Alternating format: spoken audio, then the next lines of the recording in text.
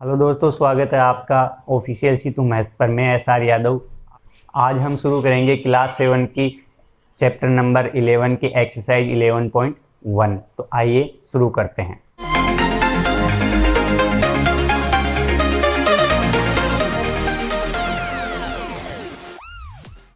11.1 का first question है कि एक आयताकार भूखंड की लंबाई और चौड़ाई 500 मीटर तथा 300 मीटर है, तो भूखंड का क्षेत्रफल और भूखंड का मूल्य यदि 1 metre square is equal to 10,000 हो तो ज्ञात कीजिए।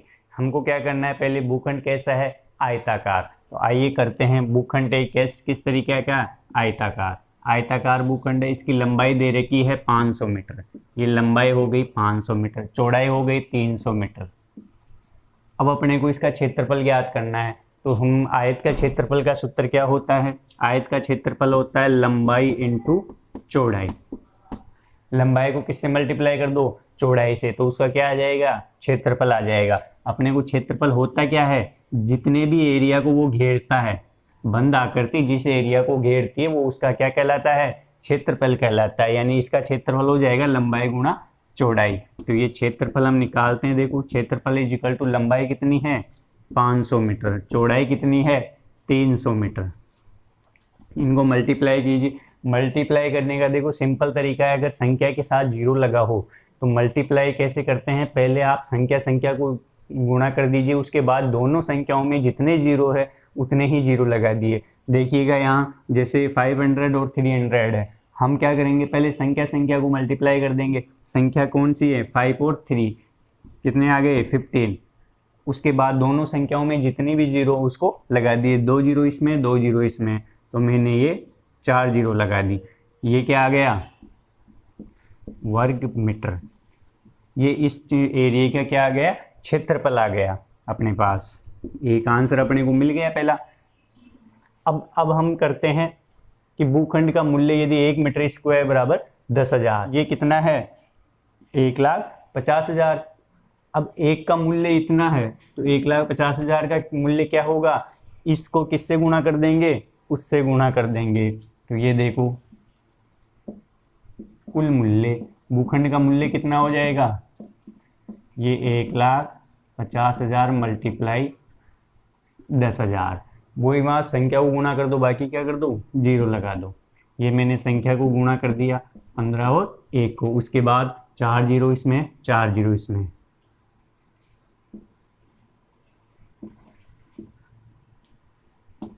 ये अपने पास इसका क्या आ गया, मूल्य आ गया।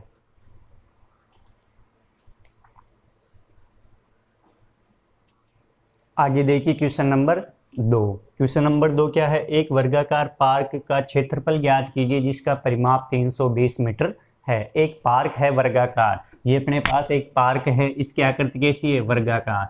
इसका क्या ज्ञात करना अपने को, क्षेत्रफल, और दिया क्या गया अपने को, परिमाप। देखो परिमाप क्या होता है, एक बंद आकृति की सभी भुजाओं का योग या चारों तरफ की भुजाओं का योग क्या होता है, परिमाप होता है। तो उसका परिमाप दे दिया अपने को। अब देखो वर्ग में क्या होता है, वर्ग क्या होता है, जिसकी चारों भुजाएं समान हो, प्रत्येक कोण 90 डिग्री का हो, वो अपने पास वर्ग आ गया। अब इसकी चारों भुजाएं समान है, टोटल भुजाओं का योग है 320। पर इसके लिए देखो अपने को क्या चाहिए कि वर्ग का क्षेत्रफल क्या होता है, वर्ग का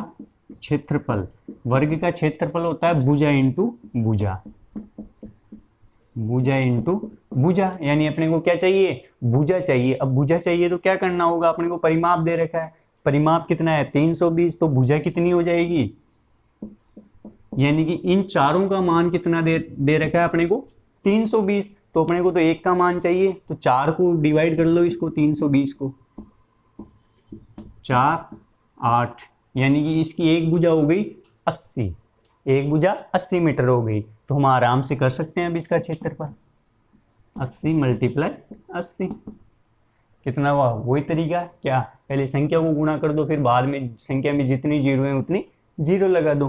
तो मैंने इस संख्या को गुणा कर दिया, ये 64 आ गए और ये 00 वर्ग मीटर। ये अपना क्या आ गया, आंसर आ गया कि जो पार्क है उसका क्षेत्रफल कितना है 6400 वर्ग मीटर आ गया। आइए हम बढ़ते हैं अगले क्वेश्चन की ओर। अगला क्वेश्चन है क्वेश्चन नंबर 3 करते हैं। क्वेश्चन नंबर 3 है कि एक आयताकार भूखंड की चौड़ाई ज्ञात कीजिए यदि उसका क्षेत्रफल 440 मीटर स्क्वायर और लंबाई 22 मीटर हो।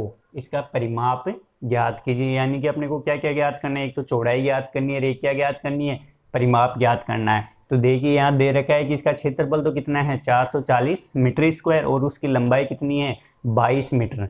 तो अपने को सबसे पहले क्या ज्ञात करेंगे, इसकी चौड़ाई। चौड़ाई कैसे ज्ञात करेंगे, देखो यहाँ अपने को दो चीज़ें दे रखी है, एक तो क्षेत्रफल दे रखा है और एक लंबाई दे रखी है। तो हम इसको क्या करेंगे, क्षेत्रफल वाले सूत्र से हम पहले इसकी क्या ज्ञात कर लेंगे, चौड़ाई। क्योंकि क्षेत्रफल क्या होता है अपने पास, आयत का क्षेत्रफल क्या होता है, लंबाई इंटू चौड़ाई। आई बात समझ में। अब देखो सूत्र में क्या होता है कि सूत्र में वो मान रख दो जहां वो मान दिया गया है।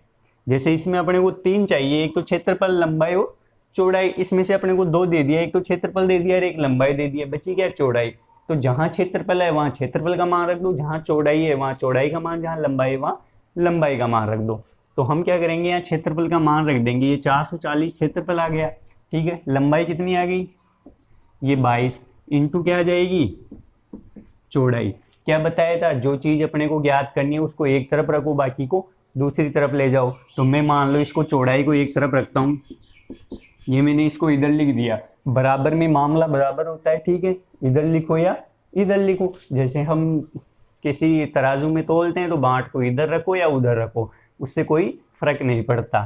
तो ठीक है, चौड़ाई इज इक्वल टू 440, तो ये है ही। 22 कहाँ जाएगा, इसके नीचे, क्योंकि ये यहाँ किस में है, चौड़ाई के साथ मल्टीपल में है। तो इधर आके किस में हो जाएगा, डिवीजन में हो जाएगा। आइए 22 से कम 22 दूना, यानी चौड़ाई कितनी आ गई इसकी, ये 2 ये और ये 0 बच रहा है 20 मीटर।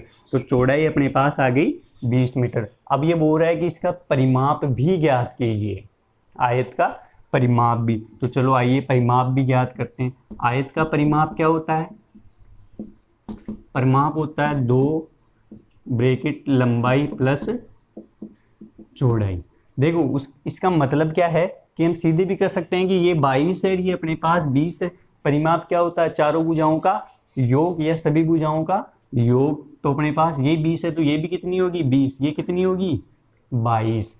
तो या तो आप इन चारों को इस तरीके से जोड़ लीजिए, या देखो 22 ये 22 2 बार है, तो 22 से मल्टीप्लाई 2 आ जाएगा, 20 मल्टीप्लाई 2 आ जाएगा। इन दोनों में से कॉमन हमने बाहर निकाले, इसलिए लंबाई प्लस चौड़ाई आया बन के। तो इसका फॉर्मूला होता है 2 ब्रैकेट लंबाई प्लस चौड़ाई। तो यहाँ मान रख दो 2, लंबाई कितनी है ये अपने पास 22 प्लस चौड़ाई कितनी है 20 कर दो। सबसे पहले ब्रैकेट की संख्या को सोल्व करो, ब्रैकेट की संख्या को इसको जोड़ दो, ये आ गए अपने पास 42।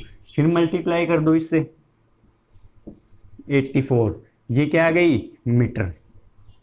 ये अपने पास इसका क्या आ गया परिमाप, परिमाप आ गया 84 मीटर। आई बात समझ में, ओके। स्क्रीनशॉट ले सकते हो, इसीलिए मैं टाइम देता हूँ ताकि स्क्रीनशॉट ले